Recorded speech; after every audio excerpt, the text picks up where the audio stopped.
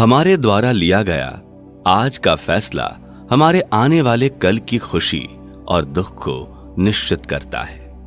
नमस्कार दोस्तों, आप देख रहे हैं शुद्ध विचार। दोस्तों, आज हम आपके लिए लेकर आए हैं गौतम बुद्ध की एक कहानी जो आपके मुश्किल समय में आपको मार्ग दिखाएगी। एक बार की बात है, गौतम बुद्ध अपने शिष्यों के साथ एक गांव से दूर किसी बड़े नगर की तरफ जा रहे थे। गर्मी के दिन थे और रास्ता भी बहुत लंबा था। गौतम बुद्ध अपने शिष्यों सहित बहुत देर से चल रहे थे, जिस वजह से उन्हें बहुत प्यास लगती है। वहां से कुछ ही दूरी पर बरगद के वृक्ष की एक घनी छांव थी। सभी लोग उस वृक्ष के पास पहुंच जाते हैं। महात्मा बुद्ध अपने शिष्यों सहित वृक्ष की घनी छाया के नीचे विश्राम करने लगते हैं।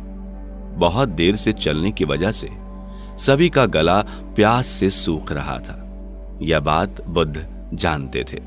बुद्ध ने अपने एक शिष्य से कहा, आप इस बरगद की छाया से 20 कदम दूर जाकर बरगद की 2 बार परिक्रमा करके वापस आओ। शिष्य वैसा ही करता है जैसा बुद्ध ने बताया।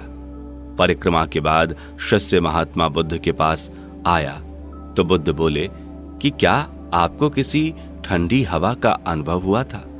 शिष्य बोला, हाँ महात्मा बुद्ध, उस उत्तर दिशा की तरफ से मुझे कुछ ठंडी हवा का अनुभव हुआ था। शिष्य की यह बात सुनकर महात्मा बुद्ध शिष्य से तुरंत बोले कि उसी दिशा में चले जाओ, जरूर वहां से कुछ दूर पर एक तालाब अवश्य मिलेगा।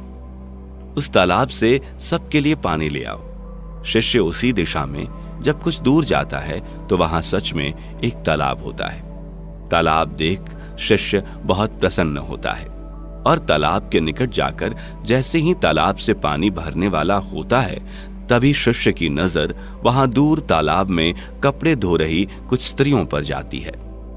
यह देख शिष्य मन में सोचता है कि यह पानी तो गंदा हो गया है, लेकिन जब वह ध्यान से तालाब के पानी को देखता है कि अभी भी तालाब का कुछ पानी साफ है, इतने में ही एक बैलगाड़ी जोर से तालाब के किनारे से होती हुई निकल जाती है। बैलगाड़ी के पहिए तालाब की मिट्टी के ऊपर से इतनी जोर से निकलते हैं कि तालाब के नीचे बैठी बहुत सारी मिट्टी तालाब के ऊपर आ जाती है, जिस वजह से तालाब का बचा हुआ पानी भी गंदा हो जाता है।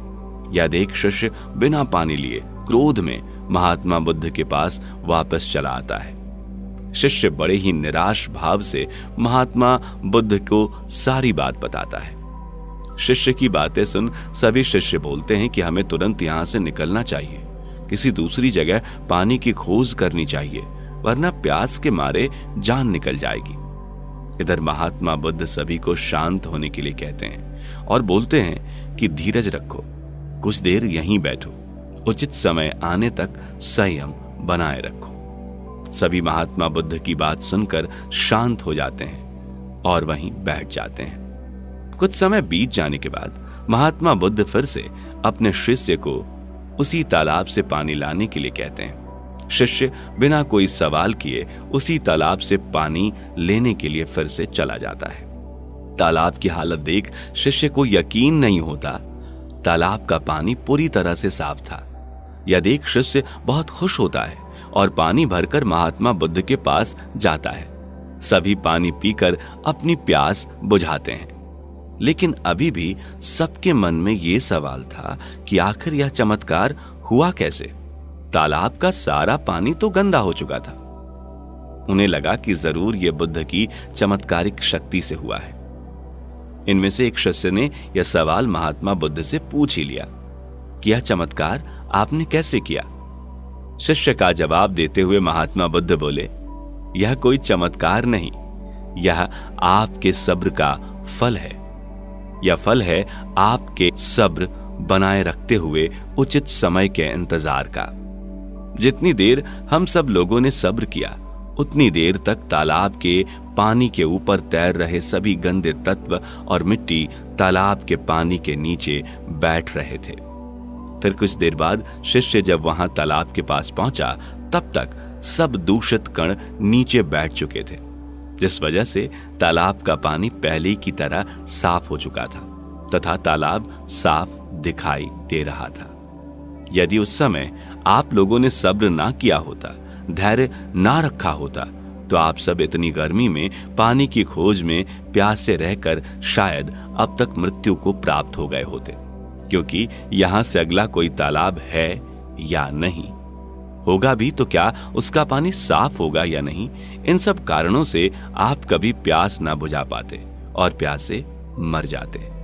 फिर इतना बोलने के बाद महात्मा बुद्ध ने शिष्यों को एक सीख देते हुए कहा कि जैसी स्थिति हम लोगों के समक्ष आज आई है, वैसी स्थिति और मुश्किल दौर जिंदगी के हर मोड़ पर आएंगे। तब उस समय भी आपको ऐसे ही संयम बनाए रखना होगा और अपने विवेक से काम लेते हुए ही आपको एक उचित फैसले के साथ सही नतीजे पर पहुंचना होगा।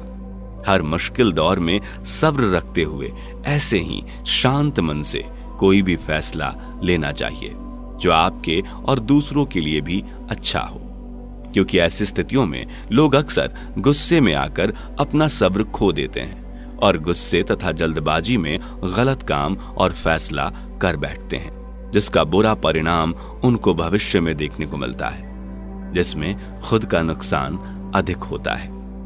कुछ परिस्थितियां जीवन में ऐसी होती हैं जहां हमें सब्र बनाए रखते हुए उचित समय का इंतजार करना होता है, लेकिन लोग अक्सर यहीं पर अपना सब्र खो देते हैं और उचित समय आने का इंतजार नहीं करते, जिस वजह से उनको आगे चलकर दुख और मुश्किलों का सामना करना पड़ता है। अगर वीडियो पसंद आया हो तो इसे लाइक, कमेंट और शेयर करना ना भूलें। साथ ही ऐसी और वीडियो देखने के लिए चैनल को सब्सक्राइब करके बेल आइकन को प्रेस करें, जिससे कि हमारी आने वाली वीडियो आपसे मिस ना हो। धन्यवाद।